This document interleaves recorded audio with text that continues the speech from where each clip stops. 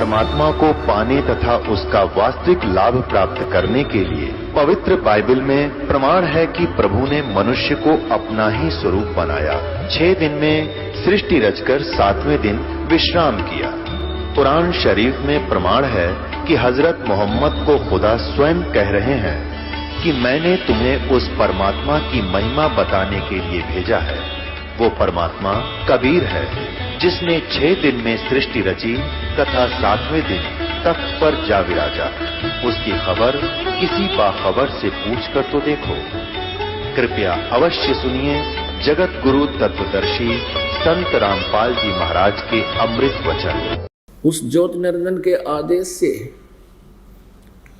दुर्गा ने इन तीनों पुत्रों को ब्रह्मा विष्णु महेश जी को सागर मंथन पर प्रथम बार भेजा और उधर से काल ने अपने श्वासों से ये 5 वेद समुद्र में छुपा दिए थे। इन्होंने वहां सागर मंथन किया तो काल ने 4 वेद तो प्रकट कर दिए, 5वां वेद सूक्ष्म वेद नष्ट कर दिया, जिसमें पूर्ण परमात्मा की विशेष जानकारी और उसके पाने का मेथड था, विधि थी। तो बाद में ब्रह्मा जी ने वेदों को पढ़ा।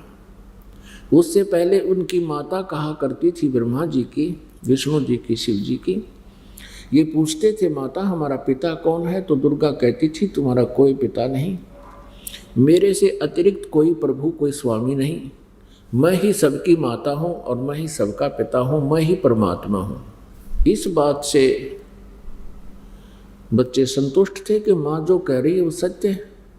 फिर ब्रह्मा जी ने पढ़ा 4 वेदों को, उसमें स्पष्ट किया है कि वेद ज्ञान देने वाला भी ये ब्रह्म भी कह रहा है कि एक पूर्ण परमात्मा है, उसी की साधना करनी चाहिए। वो साकार है, मनुष्य दृश्य है और वो तीसरे मुक्ति धाम में रहता है। तब ब्रह्मा ने शंका व्यक्त की कि माता आप तो कह रहे थे कि और कोई प्रभु है नहीं, वेदों में लिखा कि वो तो परमात्मा साकार है, सदृश्य है, मनुष्य दृश्य है, उसके दर्शन किए जा सकते हैं साधना करने से। अब दुर्गा असमंजस में पड़ गई, क्योंकि दुर्गा ने फिर बताना पड़ा कि बेटा वो परमात्मा निराकार है और वो तुम्हें कभी दिखाई नहीं देगा किसी भी साधना से। ब्रह्मा जी ने कहा कि माता जी आपकी बात पर मुझे अब अविश्वास हो गया, पहले आप कुछ कह रही थी, अब वेदों को पढ़ा, इसमें विधि लिखी है पाने की, तो मैं परमात्मा पाऊंगा। दुर्गा ने कहा कि वो नहीं मिलेगा, क्योंकि इसने प्रतिज्ञा की है ब्रह्म ने कि मैं कभी किसी भी वेदों में वर्णित विधि से, जब से, तप से, यज्ञ से किसी को दर्शन नहीं दूंगा, अपने यथार्थ रूप में नहीं आऊंगा। तो ब्रह्मा जी ने 4 युग तक हठ योग किया, ओम नाम का जाप किया। यजुर्वेद अध्याय नंबर 40 के मंत्र नंबर 15 में कहा कि ओम कर्तु समर कल्वे समर कर्तुम समर वायु अनिलम अथ इदम भस्मांतम शरीरम ओम कर्तु समर किलवे समर और कर्तुम समर। अब ब्रह्मा ने देख लिया कि ओम नाम के जाप करने का निर्देश है, विधान है, और आकाशवाणी वो हठ योग वाली काल की थी। वेद ज्ञान जो है परमेश्वर का दिया हुआ है। 4-5 वेद परमेश्वर कबीर देव जी ने इस काल के ब्रह्म के सरपुरुष के हृदय में अंतःकरण में फीड कर दिए थे। इसने समय आने पर ये विवश हो गया इनको निकालने के लिए। परमात्मा कबीर देव जी ने हमारे ऊपर बहुत रहम किया, हमने बहुत गलती कर रखी है। तो उस समय काल ने फिर एक चाल चाली 5वां वेद नष्ट कर दिया। आकाशवाणी से तो ले लिया हठ योग ब्रह्मा जी ने, और वेदों से ले लिया ओम मंत्र। अब इनकी मति मारी गई। यजुर्वेद अध्याय नंबर 40 के श्लोक नंबर 10 में स्पष्ट किया है कि उस परमेश्वर को कोई तो साकार बताता है, कोई निराकार बताता है, कोई जन्म लेने वाला कहता है, कोई जन्म नहीं लेता ऐसा बोलता है।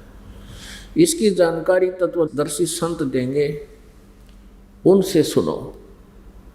इससे सिद्ध हो गया कि वेद ज्ञान कंप्लीट नहीं है, संपूर्ण नहीं है, अधूरा है। उसके लिए स्पष्ट बता दिया कि वो पूर्ण परमात्मा की यथार्थ जानकारी तो तत्वदर्शी संत देंगे। यजुर्वेद अध्याय नंबर 40 के श्लोक नंबर 17 में अंतिम मंत्र है 40वें अध्याय का, और यजुर्वेद का भी अंतिम मंत्र है 40वां अध्याय, अंतिम अध्याय है। इसमें ये ब्रह्म कहता है कि मेरा तो ओम मंत्र है, और वो परमात्मा पूर्ण परमात्मा तो गुप्त है, प्रोक्ष है। जैसे गीता जी अध्याय नंबर 15 के श्लोक नंबर 1 से लेकर 4 में बताया है कि ऊपर को जड़ वाला और नीचे को तीनों गुण रूपी शाखा वाला, ये उल्टा लटका हुआ संसार रूपी वृक्ष है। और जो संत इसको तत्व से जानता है, सब पार्ट्स के साथ जानता है, पत्ते क्या है, जड़ क्या, कौन भगवान है, तना क्या है, शाखा और डार क्या है, तो वो तत्वदर्शी संत है। तो परमेश्वर कबीर देव जी ने अपनी सूक्ष्म वेद में, अपने अमर वाणी में, सच्चिदानंद घन ब्रह्म की वाणी में, कबीर वाणी में, अर्थात इस तत्व ज्ञान में बता रखा है। अक्षर पुरुष एक पेड़ है, निरंजन वा की डार, और तीनों देवा शाखा है ये पात रूप संसार। अब जैसे जमीन से बाहर जो दिखाई देता है उसको पेड़ कहते हैं, जड़ प्रोक्ष है, वो गुप्त है, वो पूर्ण परमात्मा परम अक्षर ब्रह्म है। ऐसे ही यजुर्वेद अध्याय नंबर 40 के मंत्र नंबर 17 में स्पष्ट किया है कि वह पूर्ण परमात्मा तो प्रोक्ष है। अब यहाँ थोड़ी सी झलक आपको दिखाते हैं। जिस कारण से ये सभी ऋषि महर्षि भ्रमित रहे और काल तक की साधना करके इसी के जाल में फंसे रहे। देखिएगा यजुर्वेद महर्षि दानंद सरस्वती कृत आर्य समाज प्रवर्तक, प्रकाशक हैं सार्वदेशिक आर्य प्रतिनिधि सभा 2/5 महर्षि दानंद भवन रामलीला मैदान नई दिल्ली से। अनुवाद करता है इसके महर्षि दानंद सरस्वती, 40 के 40 अध्याय, मुद्रक ये है इसके। अब यजुर्वेद का अंतिम अध्याय का अंतिम मंत्र, 2-3 मंत्र हैं, बिल्कुल निर्णायक ज्ञान देते। पहले तो ये देखिएगा गीता जी अध्याय नंबर 4 के श्लोक नंबर 34 में जो वर्णन है कि तत्व ज्ञान तत्वदर्शी संतों से समझ, तो यहाँ पर भी वही है। ये 40वां अध्याय है और इसका 10वां मंत्र है। हे मनुष्यों, इन्हीं का अनुवाद है। हे मनुष्यों, जैसे हम लोग धीराणाम माने जिनका ज्ञान टिकाऊ है, मेधावी योगी विद्वानों से यानी तत्वदर्शी संतों से जो वचन सुनते हैं, जो वे लोग हमारे प्रति व्याख्यान पूर्वक कहते हैं, विस्तृत ज्ञान देते हैं, वे लोग संयोग, ये देखो यह ना गलत कर दिया है, असंभवात माने उत्पन्न नहीं होने वाले, असंभवात असंभवात उत्पन्न होने वाले। इसका अर्थ ये है, आहु माने कहते हैं। कुछ लोग कहते हैं कि वो परमात्मा जन्म लेता है, संयोग जन्य है, अन्यत एव और ही कार्य का, अन्यत माने और अन्य, इस प्रकार कहते हैं कि वो असंभवात, आहु माने कहते हैं कि वो उत्पन्न नहीं होता। ईश्वर ने गलत अनुवाद कर रखा है। इसका सीधा अर्थ बनता है कि कुछ तो संत भगत के कुछ लोग कहते हैं कि वो असंभवात माने उत्पन्न नहीं होना, संभवात माने जन्म लेना। उस परमात्मा का जिक्र है कि उसके विषय में कोई तो कहता है कि वो जन्म नहीं लेता और कोई कहता जन्म लेता है। इस बात को तुम उनसे सुनो। यहाँ देखिए, हे मनुष्यों, जैसे हम लोग मेधावी विद्वानों से यानी तत्वदर्शी संतों से जो वचन सुनते हैं, जो वे लोग हमारे लिए व्याख्यान पूर्वक कहते हैं, वे लोग संयोग जन्य कार्य से अन्यत एवं और ही कार्य व फल आहु माने कहते हैं। संभवात्मन उत्पन्न नहीं होने वाले कारण से अन्यत और कहते हैं। इस बात को सुनो। इसका कोई निष्कर्ष होया? इस मोटे दिमाग के आदमी ने, ऋषि ने की अनुवाद कर रखा है, बकवाद कर रखी। इसका सीधा सारथ है कि परमात्मा के विषय में कोई तो कहता है वो उत्पन्न नहीं होता है, कोई कहता है वो उत्पन्न होता है। इस ज्ञान को ये आहु माने कुछ ऐसा कहते हैं, अन्य कुछ ऐसा कहते हैं, और उसको तत्वदर्शी धीराणाम विद्वान पुरुषों से, उनसे इस बात को तुम भी सुनो, उनसे सुनो। अब आगे देखो, इसी का फिर 13वें में भी कहा है, 44 अध्याय यानी 40वां अध्याय है ये, और 13वां मंत्र है। हे मनुष्य, जो विद्वान लोग हमारे लिए, जो तत्वदर्शी संत हमारे लिए व्याख्यान पूर्वक कहते हैं, पूर्वोक्त विद्या का अन्य ही कार्य व फल आहु माने कहते हैं, पूर्व मंत्र के प्रतिपादन की अविद्या का अन्य ही फल आहु कहते हैं। इस प्रकार उन आत्मज्ञानी विद्वानों से, धीराणा माने तत्वदर्शी संतों से, उस वचन को हम लोग सुनते हैं, ऐसा जानो। अब इसने तड़ंगा कर रखा था, पी के भांग का ठूठा लिख दिया, जो समझ में आई सारा नाश कर गया। इसका सीधा सारा 12वें में स्पष्ट किया है कि जो मनुष्य अविद्या माने जिसने अक्षर ज्ञान नहीं, और विद्याम यानी जिसको अक्षर ज्ञान है। अब यहाँ कहने का भाव ये है कि अविद्या वाले को तो अविद्वान कह देते हैं, और जिसने 2 अक्षर सीख लिए उसको विद्वान कहते हैं। कहते उससे अधिकतर अज्ञान रूपी अंधकार में प्रवेश करते हैं। जो मनुष्य, इसका विवरण बताया है कि कोई तो जिसने अक्षर ज्ञान हो गया उसको तो अविद्या कह देते हैं, और जिसने अक्षर ज्ञान हो गया उसको विद्वान कह देते हैं। विद्वान और अविद्वान की यह देखना बात 13वें में स्पष्ट किया है, 10 से लेकर 13 में स्पष्ट है।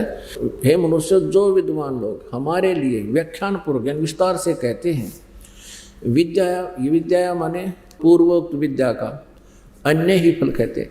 इसका अर्थ है कि कोई तो कहता है अक्षर ज्ञान हो गया वो विद्वान है, और अविद्या जिसके पास अक्षर ज्ञान नहीं है वो अविद्वान है। कहते हैं इस प्रकार उन आत्मज्ञानी विद्वानों से उस वचन को हम लोग सुनते थे, ऐसा जाना है कि वो बतावेंगे विद्वान और अविद्वान की तत्वदर्शी संत, उनसे सुनो। सुरसुम माने सुनो।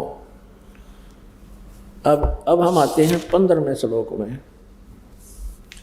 यही 44वां अध्याय 40वां अध्याय यजुर्वेद का। इस 15वें में क्या कहा कि वायु अनिलम अमृतम अथ इदम भस्मांतम शरीरम ओम कर्तो समर किलबे समर और कर्तुम समर। ये महर्षि का अनुवाद देखिए भांग पीने वाले का। हे कर्तो माने हे कर्म करने वाले जीव तू, शरीर छूटते समय ओम, ये ओम स्पष्ट लिखा है संस्कृत में, ब्रैकेट में इसने वो मूल संस्कृत को लिया है, अनुवाद बाहर किया है।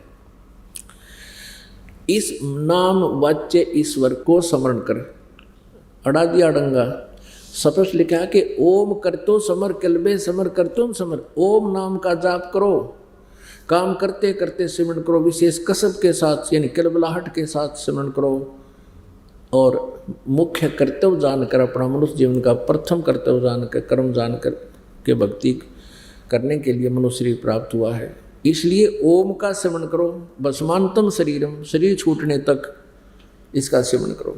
और इसने अड़ंगा अड़ा दिया, इसने ये भी नहीं लिखा कि ओम का सुमन करो, नहीं, हे कर्म करने वाले जीव तू, कर्तो माने कर्म करने वाले। इसका अर्थ है कि ओम काम करते करते सिमरण करो, विशेष कसक के साथ सिमरण करो, अपना परम कर्तव्य जानकर सिमरण करो। और यूँ कहे ओम नहीं सिमरण करना, ओम ब्रैकेट में ले लिया, इस नाम वाच्य ईश्वर को स्मरण करे। अब नो कहे ओम जाप नहीं करना, जिसका ओम नाम है उसका स्मरण कर।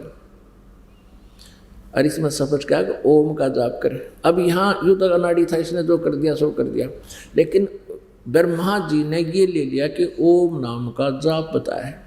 लेकिन ये भी समझ में ना आई कि इसमें तो लिखा है काम करते करते सिमरण करना, कि हठियों का जिक्र भी नहीं, लेकिन ब्रह्मा जी उस आकाशवाणी से जो काल ने की थी कि तप करो, उससे घना प्रभावित हो गया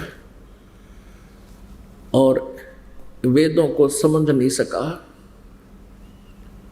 अब परमात्मा कहते हैं, गुरु बिन वेद पढ़े जो प्राणी और समझे नहीं सार रहे अज्ञानी, सतगुरु बिन काहु न पाया ज्ञाना, जो थोथा भूस छड़े मूड किसाना।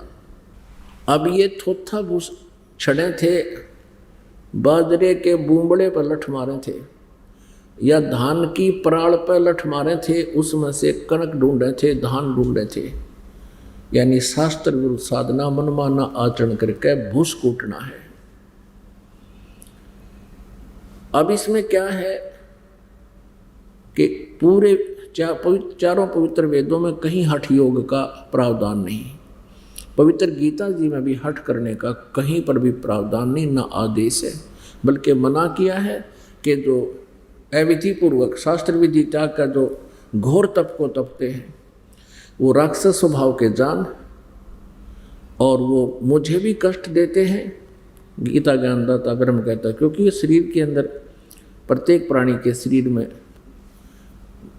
इस मनुष्य के शरीर में इन भगवानों का लिंक है, संबंध है।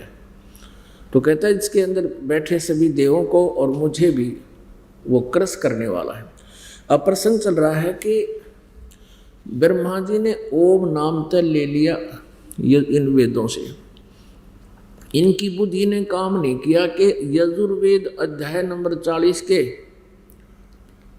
अंतिम मंत्र में, 17वें मंत्र में, यजुर्वेद के अंतिम मंत्र में निर्णायक ज्ञान दे दिया कि वो परमात्मा तो गुप्त है, गुप्त है। उसके बारे में तत्वदर्शी संत बतावेंगे, वो क्लियर कर दिया 40वें अध्याय के 10वें और से लेकर 13वें तक, इन 4 श्लोकों में, 4 मंत्रों में। और यहाँ बता दिया कि वो परमात्मा तो प्रोक्ष है और मैं ब्रह्म स्वर्ग में रहता हूँ, ब्रह्मलोक में रहता हूँ, आकाश में, उस दिव्य आकाश में रहता हूँ, मैं ब्रह्म हूँ, मेरा ओम नाम है।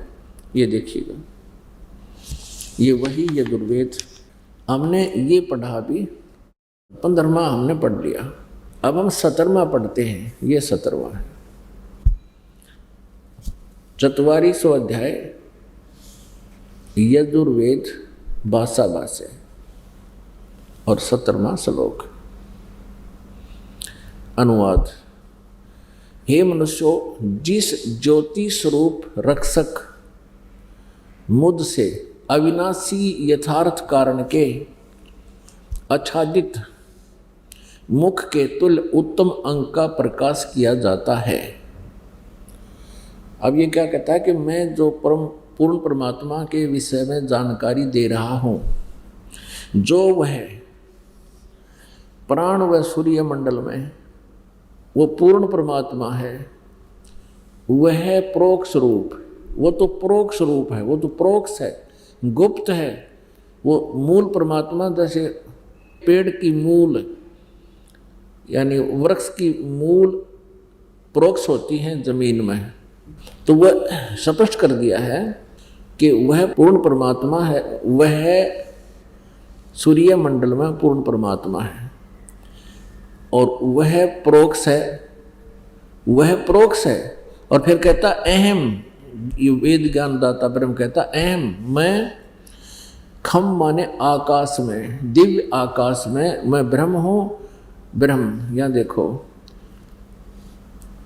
ये असौ आदित्य पुरुष है, सो असौ अहम, असौ अहम, ये असौ अहम, असौ अहम।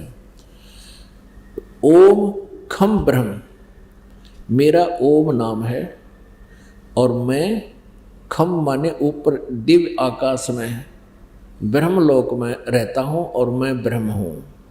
खम ब्रह्म, ब्रह्मलोक में, ब्रह्म आकाश में रहता हूँ, मेरा तो ओम नाम है और वो परमात्मा प्रोक्ष है। अब वो परमात्मा है कौन? उसका नाम कबीर है। और वो कैसा है? वह परमात्मा सहशरीर है। यजुर्वेद अध्याय नंबर 5 के श्लोक नंबर 1 में 2 बार प्रमाण दिया है कि अग्ने तनुरसी विष्णुवे तवा सोमस्य तनुरसी। अग्नि माने परमेश्वर, तनु माने शरीर, असी माने हे परमेश्वर आपका शरीर है, आप साकार हैं। दूसरी बार कहा कि विष्णुवे तवा सोमस्य, उस अमर पुरुष का सबके पालन पोषण धारण पोषण करने के लिए शरीर है। ऋग्वेद मंडल नंबर 9 सूक्त नंबर 1 मंत्र नंबर 8 और 9 में आप जी ने कल पढ़ा कि उस परमात्मा को उग्र गतियां उग्र स्थितियां प्रेरणा करती है, प्रेरित करती है, फिर वो भासमान शरीर को धारण करता है और वो उस परमात्मा का 3 प्रकार से शरीर की स्थिति है। एक रूप में तो परमात्मा अनंत कोट ब्रह्मांड के स्वामी रूप में विराजमान रहता है सतलोक में। वहाँ परमात्मा मनुष्य दृश्य है, उनका 1 रोमकूप की शोभा करोड़ सूर्य मिला दे, करोड़ चंद्रमा मिला दे तो भी परमात्मा के रोमकूप की रोशनी अधिक है और वहाँ वो परमानेंट रहते हैं, स्थिर।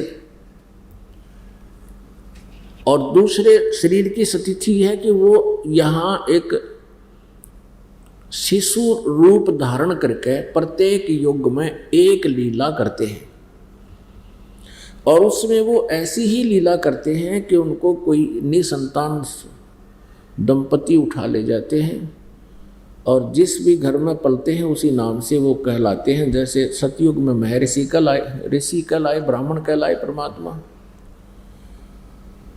द्वापर में भी ब्राह्मण उनको ले गए थे तो ऋषि कहलाए और त्रेता युग में एक वाल्मीकि ने उनको उठा लिया था तो तब वो वाल्मीकि कहलाए, करुणा में नाम से आए थे। और कलयुग में एक जुलाहा उठा ले गया तो वो जुलाहा कहलाए। लेकिन परमात्मा कहते हैं जात पात मेरा नहीं। अब उस परमात्मा के 3 स्थिति से शरीर है। एक तो वहाँ सतलोक में स्थायी रहते हैं, दूसरा एक नवजात शिशु का रूप धारण करके पृथ्वी पर आते हैं, लीला करते हुए बड़े होते हैं और छोटी आयु में ही वो अपने इस तत्व ज्ञान का प्रचार शुरू कर देते हैं। क्योंकि परमात्मा का यहाँ आने का उद्देश्य अपनी आत्माओं को उस निज घर का ज्ञान देना ही होता है कि तुम कौन हो, कहाँ से आए हो, यहाँ क्या कर रहे हो, तुम्हारी क्या दुर्गति हो रही है, तुम्हारी आंखें नहीं खुल रही हैं।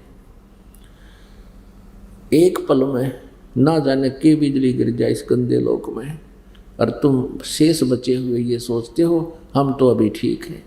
और जिनके ऊपर कल बिजली गिर गई, कोई एक्सीडेंट में मर गया, कोई कैंसर होकर तड़फ का मर गया, कोई और किसी कारण से बर्बाद हो गया, वो भी आपके तरह अपने आप को ठीक समझ रहा था। यहाँ कितना ठीक नहीं, कोई ठीक नहीं, कोई कुशल नहीं है। तो परमात्मा का उद्देश्य यह आने का यही होता है कि वो अपना तत्व ज्ञान, अपनी जानकारी दें अच्छी आत्माओं को। वो अच्छी आत्माएं फिर अपने अपने समाज में उस परमेश्वर की महिमा का पेट डंडोरा पीटे। यही हुआ, यही होता रहा है। तो ये तो दूसरी स्थिति होगी परमात्मा के शरीर की। और तीसरी स्थिति ये बताई होती है कि जब चाहे वो प्रकट हो जाते हैं किसी भी रूप में। जैसे अब्राहिम सुल्तान अदम को मिले, एक जिंदा महात्मा का रूप बना कर प्रकट हो गए और उनका अज्ञान हटाया, अपनी शरण में लिया, मोक्ष का अधिकारी बनाया। ऐसे आदरणीय नानक देव जी को बेई नदी पर मिले, उनकी आत्मा को सचखंड लेकर गए। 3 दिन 3 रात तक उनके शरीर को अदृश्य कर दिया। तीसरे दिन वो वापस भेज दिए। नानक साहब जी ने ऊपर देखा सचखंड में पूर्ण परमात्मा को, सतपुरुष को, कबीर देव जी को। एक रूप में तो वहाँ तख्त पर बैठे थे, दूसरे रूप में उनके साथ एक जिंदा महात्मा के रूप में साथ गए थे। लेकिन ऊपर जाकर के वो जिंदा वाला रूप ही अकेला सिंहासन पर विराजमान रह गया, और जो पहले परमात्मा विराजमान थे, तेजो में शरीर था, वो कबीर देव जी के शरीर में समा गया उस जिंदा महात्मा के रूप में। तो ऐसे 3 सत्य, फिर नानक साहब जी को वापस भेज दिया।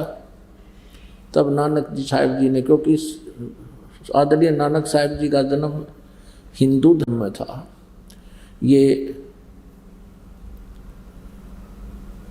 जो है इस अरोड़ा जाति में खत्री परिवार में जन्मे थे। कालूराम मेहता खत्री के घर पे, और हिंदू धर्म में जन्म होने के कारण ये बृजलाल पांडे से गीता पढ़ा करते हैं। जब श्री नानक देव जी को पूरा ज्ञान हुआ, साक्षात्कार हुआ प्रभु का और सचखंड का, उसके बाद उन्होंने इन ब्राह्मणों के छक्के छुड़ा दिए। केवल 7 श्लोक गीता के ले लिए और कहा कि ये शपथ श्लोक की गीता का उत्तर दे दो तुम।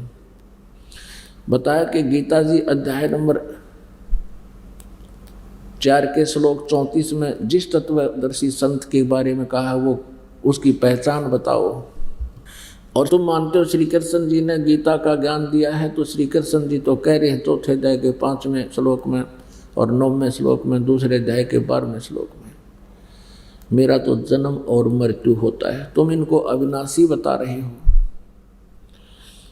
गीता जी अध्याय नंबर 18 के श्लोक नंबर 62 में गीता ज्ञानदाता किस अन्य परमेश्वर की शरण में जाने को कह रहे हैं, बता दीजिए ब्राह्मण। ब्राह्मणों की सिट्टी फिट्टी गुम होगी। और ब्राह्मणों ने फिर क्या किया कि उनके पिताजी कालूराम मेहता जी को कहा कि तेरा बेटा नास्तिक हो गया, ब्रह्मा विष्णु महेश के बारे में ऊट पटांग बोलता है। तो उनके पिताजी ने भी बहुत सख्त विरोध किया और उनकी बात को नहीं माना अंतिम सांस तक। फिर नानक साहब जी कैसे मान सकते हैं, वो तो आँखों देख रहे भगवान को, तो उन्होंने भी किसी की नहीं मानी। तो ऐसे दृढ़ भक्त हैं जिनको परमात्मा आकर मिलते हैं, ये नियम है उस परमेश्वर का। और ऐसी लीला केवल कबीर साहब ने की है। इससे सिद्ध है कि कबीर इज गॉड। तो पुण्यात्मा वो परमेश्वर यहां आता है। ऐसे 3 सखी थी उस परमेश्वर के शरीर की हैं। इसलिए ऋग्वेद मंडल नंबर 9 आपको फिर दिखाते हैं।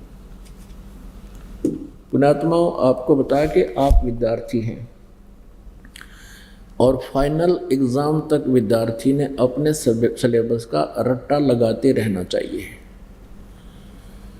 नहीं तो फिर भूल पड़ जाती है, एग्जाम में फिर विचलित हो जाता है। जब तक आप इस संसार में हैं आप विद्यार्थी हैं। जब आपका शरीर छूटेगा तब आपकी परीक्षा प्रारंभ होगी। कल भी बताया था, फिर भी आप नोट करते रहिए क्योंकि नए श्रोता भी आते हैं। शरीर छूटने के बाद आपका सूक्ष्म शरीर होता है, ये शरीर रह जाता है यहाँ पर। इस शरीर के माध्यम से हमने जैसा भी अभ्यास प्रैक्टिस किया है, जितनी भी भक्ति कमाई की है, वो सूक्ष्म शरीर में रह जाती है। वही स्वभाव, वही क्रियाएं, वैसे ही भाव। तो फिर आगे चलकर जब हम यहाँ से चलते हैं तो फिर हमारी परीक्षा होती है, तो उस समय ये ज्ञान आपको याद रहेगा, तो काल आपको विचलित नहीं कर पाओगा। अब आपको दिखाते हैं ऋग्वेद मंडल नंबर 9 सूक्त नंबर 1 और मंत्र नंबर 8 और 9 में, जैसा कल भी दिखा था। ये देखिएगा, प्रकाशक हैं सार्वदेशिक आर्य प्रतिनिधि सभा, महर्षि दान भवन, रामलीला मैदान, नई दिल्ली।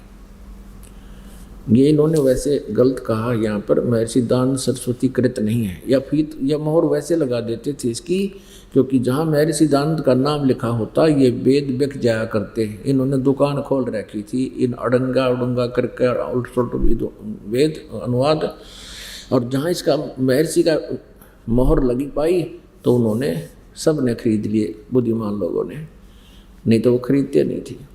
मुद्रक है Prince offset printer 1510 Pataudi house Daryaganj नई दिल्ली। अब ये कंसेप्ट क्लियर करना पड़ेगा क्योंकि ये प्रसंग बीच में आ गया कि ये दयानंद जी का अनुवादित नहीं है, 9वां मंडल 9वां और 10वां। अब आपको ये कंसेप्ट क्लियर करते हैं कि ये जो इन्होंने गलत लगा रखा है, लिखा है महर्षि दयानंद सरस्वती कृत, ये दयानंद जी का अनुवाद नहीं है इसमें। इससे स्पष्ट होगा, ये देखिएगा, ये एक महात्मा है श्रीपाद दामोदर सातवलेकर, ऋग्वेद भाष्यम, भाष्यकार हैं महर्षि दयानंद सरस्वती। ऋग्वेद के केवल 1 से लेकर 6 मंडल तक इसने अनुवाद किया हुआ है, बस। इसके बाद इनकी मृत्यु हो गई थी। उसके बाद श्रीपाद दामोदर सातवलेकर ने 7 से लेकर 10 मंडल तक का अनुवाद किया। ये झूठे नरे थे यार, ये समाज के आचार्य। इन्होंने झूठ के सारे ही अपनी दुकान चला रखी थी। ये आर्य समाज के आचार्य नरे झूठे, ये आपके समक्ष हैं। इन्होंने अपनी दुकान चला रखी है, इन वेदों को सत्य और प्रकाश को बेचकर अपना ये काम चला रहे थे। और जब इनकी पुलिस दास ने खोल दी तो इनका आग लग गई। इन्हें सोची तुम्हारी दुकान बंद होगी, ये क्रोथा कांड करवा दिया, नाश करवा। ये तो जनता के नाशक हैं, ये शुरू से ऐसा करवाते आए हैं। लेकिन वर्तमान में आज से 600 वर्ष पहले वाला मानव नहीं है, बहुत बुद्धि रखता है और प्रत्येक इंसान की वो चाल को समझता है, बोलते ही परख जाता है ये कहाँ बोल रहा है, यह क्या उद्देश्य रखता है। तो अब ऋग्वेद मंडल नंबर 9 फिर दिखाते हैं उसमें क्या अनुवाद किया है। यदि ये महर्षि दयानंद इसका अनुवाद करता है, इसका नाश कर देता, कति कुछ भी समझ में नहीं आने देता। शुक्र है इसकी जल्दी मृत्यु होगी 59 साल की उम्र में। उसके बाद फिर इन्होंने अन्य आचार्यों ने मिलता जुलता सा कुछ ठीक अनुवाद कर दिया, जो आज हमें आपको समझाने में सुविधा हो रही है। नहीं तो दास को तो 100% विश्वास हो गया था, जो मालिक ने वचन बोल दिया फाइनल है। और जिन महापुरुषों ने परमात्मा को देखा, जैसे आदरणीय गरीबदास साहिब जी, गांव छुड़ानी, जिला झज्जर, हरियाणा वाले, इनको भी परमेश्वर आकर मिले थे। ऐसे ही तीसरी सतीथि में जिंदा महात्मा के रूप में आए थे, जैसे श्री नानक देव जी को मिले, ऐसे आदरणीय दादू साहिब जी को मिले, ऐसे आदरणीय गीसा दास साहिब जी को मिले, खेखड़ा वाले को, इस उत्तर प्रदेश मेरठ जिला में। ऐसे ही आदरणीय मुलुकदास साहिब जी को मिले। मुलुकदास जी अरोड़ा जाति से थे, खत्री जाति से। और आदरणीय धर्मदास साहिब जी से मिले, ये लाला जी थे। और आदरणीय स्वामी रामानंद जी से मिले, ये ब्राह्मण पंडित थे। तो ऐसे ही लीला करते हैं परमात्मा, अपने सतलोक से चलकर आते हैं। उनसे तीसरी सतिथि में एक कब आए और कुछ लीला करके चले गए। अब हम दिखाते हैं आपको परमात्मा सशरीर है। ये वही ऋग्वेद मंडल नंबर 9, 10 महर्षि दान, ये गलत लिखा है ना, यहाँ देखो, यहाँ भी प्रकाशक सार्वदेशी कार्य प्रतिनिधि सभा महर्षि दान भवन रामलीला मैदान नई दिल्ली। ये गलत लिखा है उन्होंने, महर्षि दयानंद सरस्वती कृत। 9 और 10 मंडल महर्षि दयानंद के नहीं है, 7 से लेकर 10 तक अन्य किसी आचार्य ने किए हैं। मुद्रक है Prince offset printers 1510 Pataudi house Daryaganj नई दिल्ली से। इसके 9वें मंडल का आप देखिएगा, ये अर्थ नवा मंडल ऋग्वेद का 9वां मंडल है। और ये प्रथम सूक्त और प्रथम ही मंत्र। इसमें इन्होंने कहा है सोम माने हे परमात्मन। अब दूसरा मंत्र, मंडल नंबर 9 सूक्त नंबर 1 है और मंत्र नंबर 2। एक आपने पढ़ दिया, ये 2। इसमें भी हे परमात्मन, ये 3 मंत्र में हे परमात्मन, ये 4 मंत्र में हे परमात्मन। ये दास आपको क्या समझाना चाहता है ये देखिएगा। 5 में हे परमात्मन, और यही ऋग्वेद मंडल नंबर 9 सूक्त नंबर 1 के मंत्र नंबर फिर 6 में भी हे परमात्मन। अब ये दयानंद सरस्वती परमात्मा को निराकार बताया करता था, इसलिए वेदों का अनुवाद करते समय इनका याद आ गई इन आचार्यों के क्यों हो अड़ भगवान लिख दिया था, अगर साकार लिखा है तो यहाँ बदल दी, साथ में मैंने बोली बदल दी, लैंग्वेज बदलने लगे। उस पुरुष को यहाँ लिखना था उस परमात्मा को, आगे देखो 8वें में भी बोली बदल गई है, उस पुरुष को यहाँ लिखना था उस परमात्मा को, क्योंकि वो आगे लगातार 6 में परमात्मा परमात्मा कह रहे हैं। यहाँ कलम कैसे रुक गई उनकी, क्योंकि ये नहीं चाहते थे जनता को सच्चाई का पता लगे। लेकिन कब तक छुपा सकते हैं, चोर चुरावे तू बड़ी गाड्डा पानी में, वह गाड्डा वह ऊपर आवे न सच्चाई छानी ना। उस परमात्मा को उग्र गतियाँ यानी विशेष परिस्थितियाँ प्रेरणा करती हैं। जैसे जब परमेश्वर आए, कबीर जी आग लगी पड़ी थी, कोई भक्ति को जानता नहीं था, उत भूत की पूजाएं शुरू कर दी थी, उस परमात्मा को उग्र गतियाँ प्रेरणा करती हैं। और भासमान शरीर को, तेजोमय शरीर को वह पुरुष यानी वह परमात्मा प्राप्त होता है। तेजोमय शरीर धारण करता है, उसका तेजोमय शरीर होता है। आगे देखो, अब यहाँ लिखा है जिसमें 3 प्रकार से, जिसमें त्रिधातु 3 प्रकार से दूसरों का वर्ण करने वाला, दूसरों का कल्याण करने वाला मधु में शरीर मिलता है। 3 प्रकार से शरीर धारण करता, उनमें से एक प्रकार जो शिशु रूप में आते हैं उसका यहाँ वर्णन दिया है कि जब वो परमात्मा शिशु रूप में प्रकट होकर के लीला करता है तब कुंवारी गायें उसकी परवरिश करती हैं। कुंवारी गायों से के दूध से परमात्मा की लीला होती है, परवरिश की। उस सोमम माने सोम स्वभाव वाले श्रद्धालु पुरुष को यहाँ पुरुष लिखना शुरू कर दिया। पुरुष माने वैसे परमात्मा होता है, लेकिन इनका उद्देश्य यहाँ केवल एक सिंपल मनुष्य सिद्ध करना चाहा, श्रद्धालु लिख दिया।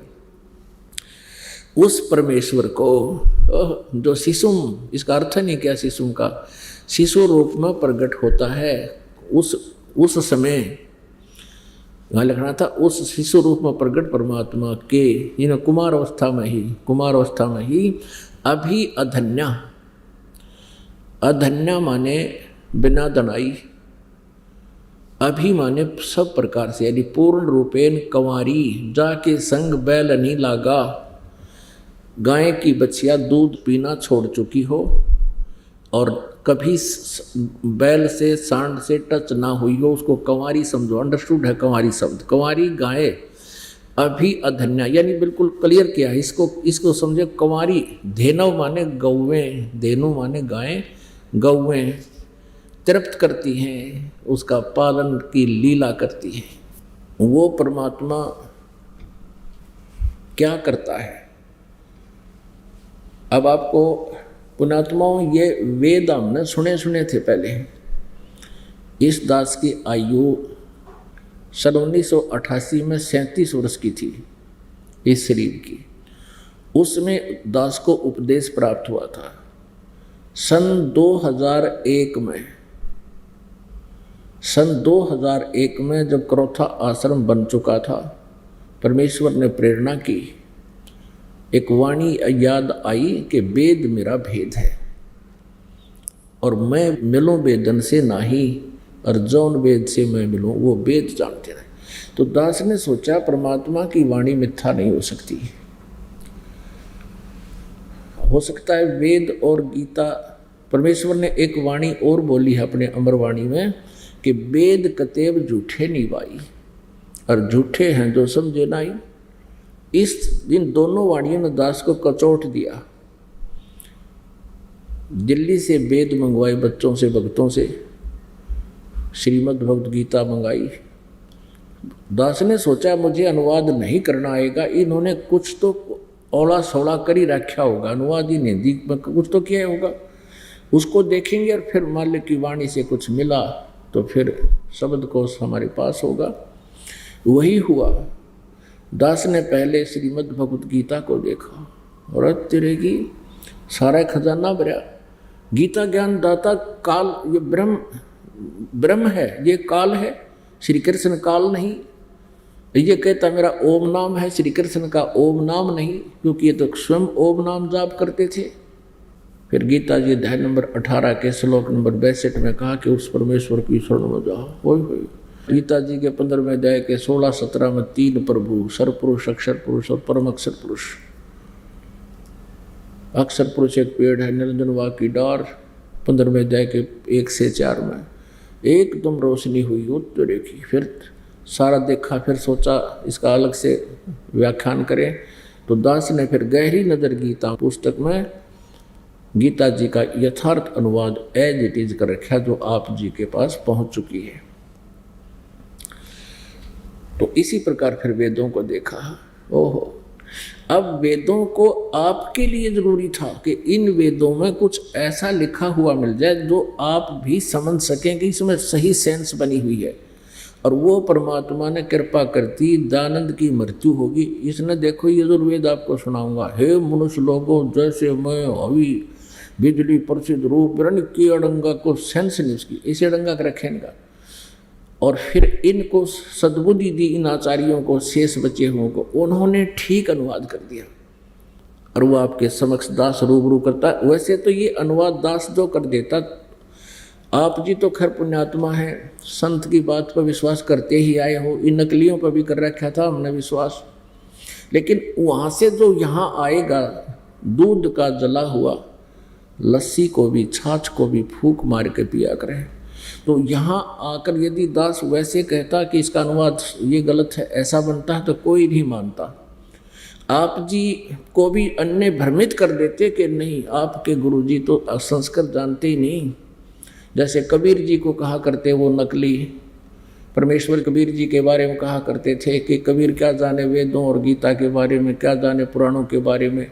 ये झूठ बोलता है क्योंकि ये शिक्षित नहीं है, इसको अक्षर ज्ञान नहीं है, ये संस्कृत भाषा नहीं जानता। तो उनकी तब तो चल गई वह बात, तब तो उनकी दाल गल गई। लेकिन आज परमात्मा ने सारे हथियार उठा रखे, हर तरह से उनके उन अज्ञानी गुरुओं के हर तरह से रास्ते बंद कर दिए। अब वेदों में अनुवाद इन्हीं का किया हुआ है और उसे स्पष्ट है कि परमात्मा साकार है और ये निराकार का ढोल पीट रहे थे। उसका नाम कबीर है, इन्होंने उनका अर्थ गलत कर दिया। अब देखिएगा, आपको थोड़ा सा दिखाते हैं। ये ऋग्वेद मंडल नंबर 9-10, वही आप जी को अभी दिखाया था, ये वहीं से प्रकाशित है। ऋग्वेद मंडल नंबर 9 सूक्त 86 का मंत्र 26। परमात्मा, ये सत्यनारायण कथा है, जितनी बार पढ़ो आत्मा गदगद होनी चाहिए। परमात्मा की कथा सुनने से भी पुण्य बहुत होता है। 26वें श्लोक में है ये कबीर अत्यो, कबीर स्पष्ट लिखा, हम इसको कबीर बोल देते हैं, कबीर। यज्ञ करने वाले यजमानों के लिए परमात्मा, यज्ञ माने धार्मिक अनुष्ठान करने वाले, यजमान माने साधक यानी भक्तों के लिए परमात्मा सब रास्तों को सुगम करता हुआ उनके विघ्नों को मर्दन करता है, उनके सारे संकटों का नाश कर देता है, उनको पवित्र करता हुआ और अपने रूप को, परमात्मा निराकार हुआ, ये साकार है, अपने रूप को सरल करता हुआ। क्योंकि सतलोक में परमात्मा का रूप जो मनुष्य दृश्य है, उसका एक रोमकूप में करोड़ सूर्य करोड़ चंद्रमा मिला दी, इतनी रोशनी है। उस अगर वो न्यू का न्यू आ जाए परमात्मा एचडी, हम कुछ नहीं देख सकते, ये सूर्य भी दिखाई ना दे, इतना रोशनी परमात्मा की। अपने रूप को सरल करता हुआ अब गरीबदास साहिब ने परमात्मा के साक्षात्कार हुआ, श्री नानक साहिब जी की तरह। उन्होंने भी ब्रह्म वेदी में कहा कि तेज पुंज अन्य तन धर कर इस विध हमको भेंट ही, इस तरह हमको मिलता है। अपने रूप को सरल करता हुआ वह कांति में परमात्मा, यहाँ इन्होंने अर्थ गलत कर दिया। यहाँ इन्होंने कबीर सर्वज्ञ कर दिया, कबीर का अर्थ, इसका अर्थ इन्होंने ये तो इसका संधि छेद कर लिया और अर्थ कर दिया सर्वज्ञ। कोई भी कवि सर्वज्ञ नहीं होता। अब इस भ्रम को हटाना पड़ेगा। पहले ये देखिएगा यजुर्वेद, ये यजुर्वेद देखिएगा, महर्षि दानद सरस्वती द्वारा। ये इसका अनुवाद महर्षि दानद ने ही किया है यजुर्वेद का। ये बिल्कुल ठीक है। ये है यजुर्वेद भाषा भाष्य और 6300 अध्याय यानी 36वां अध्याय। इसके प्रथम मंत्र में और प्रथम ही वाक्य में मंत्र में रचम वाचम परपदे मनो यजु परपदे। अब ये यजुर कहो चाहे यजु कहो, जैसे ये यजुर्वेद है, ये देखो ये र हटाकर यहाँ अपसर्ग भी लगाई जा सकती है और ये यजुर्वेद, फिर भी इसको यजुर्वेद ही कहना चाहिए अगर ये ऐसा भी लिखा हो जैसे अभी प्रमाण दे रहे हैं।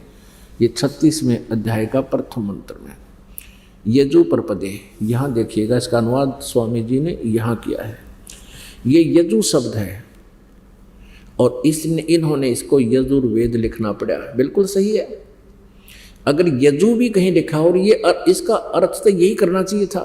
यदि यहाँ कोई कर दे यज्ञ स्तुतियों का संग्रह तो कैसे समझेगा ये की चीज, ये इसका कुछ और अर्थ कर देते। कबीर का कर दिया उन्होंने सर्वज्ञ, वो होता ही नहीं, और यहाँ इसका अर्थ कर दे कुछ और, पूज्य लिख दे इसका, यजु माने पूज्य। तो कहाँ ढूंढे उस यजुर्वेद ने? लिखना था यजुर्वेद की महिमा, क्योंकि यजुर्वेद की महिमा गाई जा रही है। तो यहाँ यजु का अर्थ भी यजुर्वेद लिखेगा जिसने सही ज्ञान है, अनाड़ी चाहे कुछ भी कर दो। तो यहाँ ये विचलित नहीं था दयानंद, इसने यहाँ यजुर का अर्थ यजुर्वेद लिखना पड़ा। इसी तरह अपने आत्माओं, इस शिक्षा का यदि आपको कोई पुण्य है, कोई लाभ है, कोई बेनिफिट है, यही है कि आप भगवान को स्वयं पहचान लोगे। अभी तक इन नकली गुरुओं ने हमारा एंडोला बना रखा था, कोई सिर पैर हमें बता नहीं पा रहे थे और हम इन पर विश्वास करके अपना जीवन व्यर्थ करके, हमारे पूर्वज इन्होंने भूत बनवा दिए सारे। और फिर उनके कहने लगे तुम्हारे पिताजी दुखी हो रहे हैं और उनको स्वर्ग में असुविधा हो रही है, कहे स्वर्ग में चले गए और तुम्हारे पिताजी भूखे हैं। वो ब्राह्मण गुरु कहा करते थे, कहते थे उनको गाय की जरूरत है, एक गाय, लागड़ गाय यानी दूध वाली गाय चाहिए। अब श्रद्धालु ने सोचा भाई पिताजी ने सारी उम्र हमारे लिए कितना काम किया, माँ बाप ने, क्या हम एक गाय नहीं दे सकते उसको? अपने बच्चों के मुंह से दूध निकाल कर इन नकलियों को दे देते थे और वह खुद दूध पीवा परिवार अन्यों के स्वर्ग में तुम्हारे पिता को मिल गया, भले आदमी हो। फिर स्वर्ग में कहा, स्वर्ग में दूध को ना, तो इसे स्वर्ग ने के फूक है जहाँ दूध ना मिलता या कपड़े ना मिलते, 5 लत्ते दे दो, हमने तेरे पिताजी के पास पहुंच जाएंगे। एक बार परमात्मा कबीर जी गंगा के घाट पर गए, वहाँ बनारस में एक स्नान करने का स्थान था। वहाँ ब्राह्मण लोग और अन्य उनसे भ्रमित व्यक्ति गंगा का जल उठावें और नो का नो गंगा में डाल दें और या कुछ एक बार से लाकर पटड़ी पर सूर्य की तरफ मुँह कर डाल दें।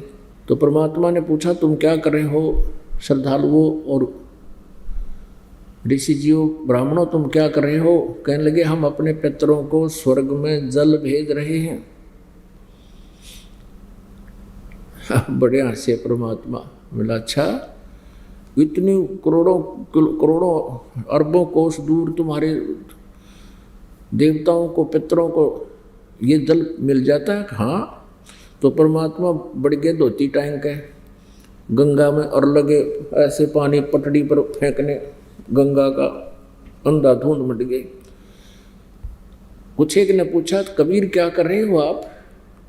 कहने लगे वहाँ मैंने अपनी झोंपड़ी के पास एक बगीचा लगा रखा है, उसमें पौधे हैं छोटे छोटे, उनको पानी भेज रहा हूँ। तो वह कहने लगे रे मूर्ख, जो वहाँ कैसे पानी जाएगा? सारा यहीं तो गिर रहा है, वहाँ तक कैसे जाएगा?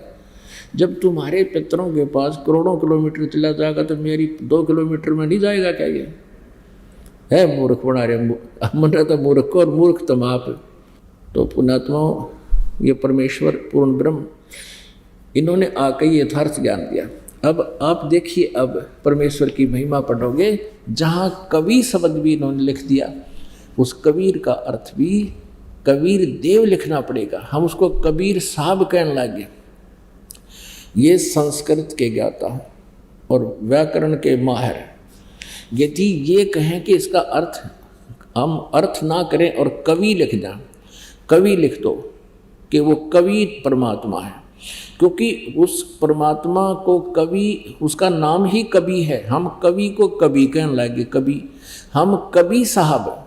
लेकिन इस वेदों में कबीर देव है और कबीर देव की वजह से हम कबीर साहब कहने लगे अपनी मातृ लैंग्वेज में, मदर लैंग्वेज में। कबीर देव, देव माने परमेश्वर, देव माने साहब होता है। साहब कहो, भगवान कहो, राम कहो, तो इस प्रकार ये कबीर देव, हम कबीर साहब कहने लगे।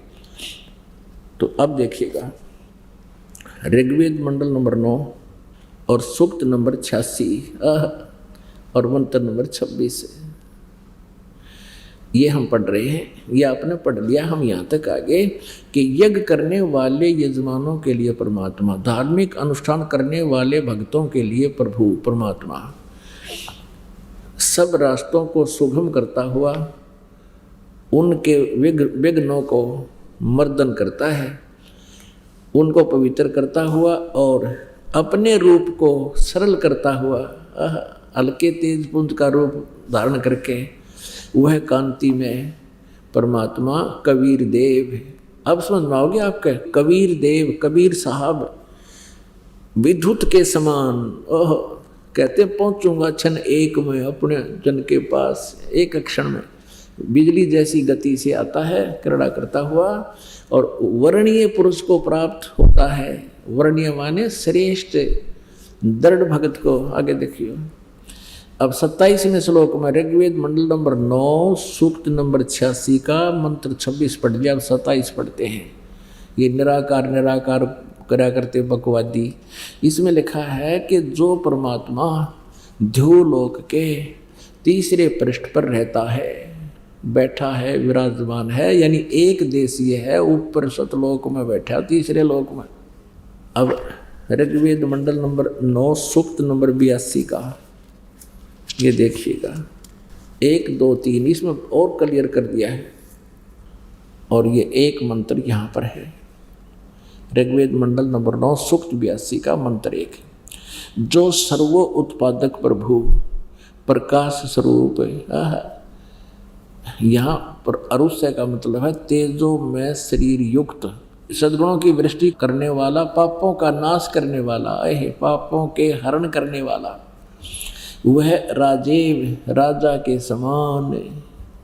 राजीव ये देखो 269 पृष्ठ पे है ये राजीव, राजा के। और आगे देखो 270 पे ये लिखा राजा के समान दर्शनीय है, देखने जोगा है, साकार है, देखने जोगा है।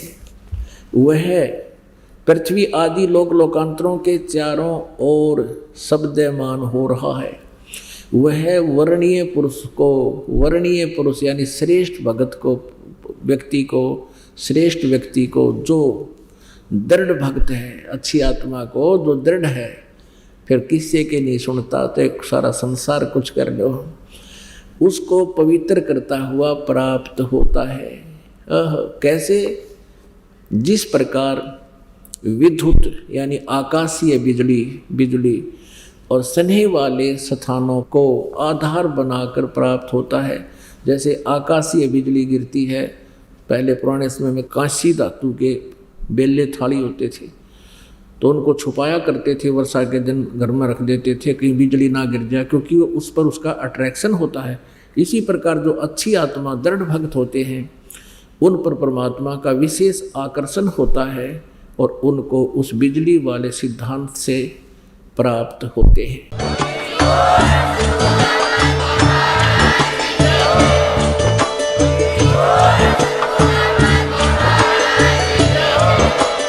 आप सुन रहे थे जगत गुरु तत्वदर्शी संत रामपाल जी महाराज जी के मंगल प्रवचन। अधिक जानकारी के लिए विजिट कीजिए हमारी वेबसाइट www.jagatgururampalji.org। संत रामपाल जी महाराज जी के शुभ आशीर्वाद से पूरे विश्व भर में 500 से भी ज्यादा नाम दीक्षा केंद्र हैं, जिन पर संत रामपाल जी महाराज जी द्वारा ऑनलाइन निशुल्क नाम दीक्षा दी जा रही है। अपने नजदीकी नाम दीक्षा केंद्र का पता करने के लिए संपर्क करें 8222880541।